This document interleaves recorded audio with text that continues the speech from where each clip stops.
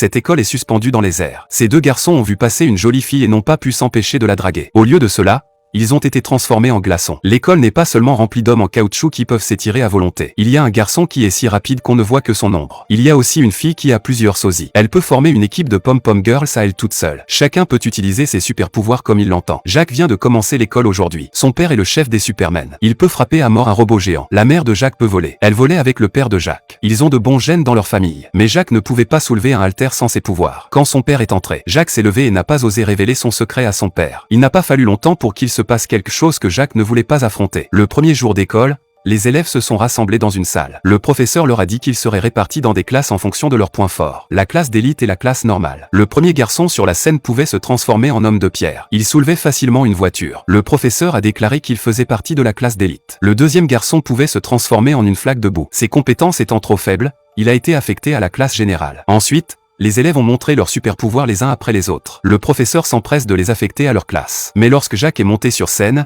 il a dit au professeur qu'il n'avait aucun pouvoir. Le professeur ne le croit pas. Le professeur a alors appuyé sur un interrupteur. Une voiture est tombée. Heureusement, Jacques l'a évité rapidement, sinon il aurait été tué. Le professeur pensait que Jacques avait hérité du pouvoir de voler de sa mère. Il appuya donc sur l'interrupteur. Jacques fut instantanément projeté par le mécanisme sous ses pieds et tomba sur le sol. Le professeur s'est mis en colère et a crié après Jacques. Jacques arriva bientôt à l'infirmerie. Une lumière rouge apparut dans les yeux du médecin. Jacques est en bonne santé. Jacques était très déçu de ne pas avoir trouvé la cause de son état. Le médecin a donné une sucette à Jacques. Elle a aussi rassuré Jacques en lui disant que plus tard il acquérait ses pouvoirs, mieux ce serait. Les paroles du médecin sont un grand encouragement pour Jacques. De retour à la maison, il dit à son père qu'il n'a pas de pouvoir. Son père était furieux, mais Jacques lui dit que son absence de pouvoir ne l'empêchera pas de sauver le monde.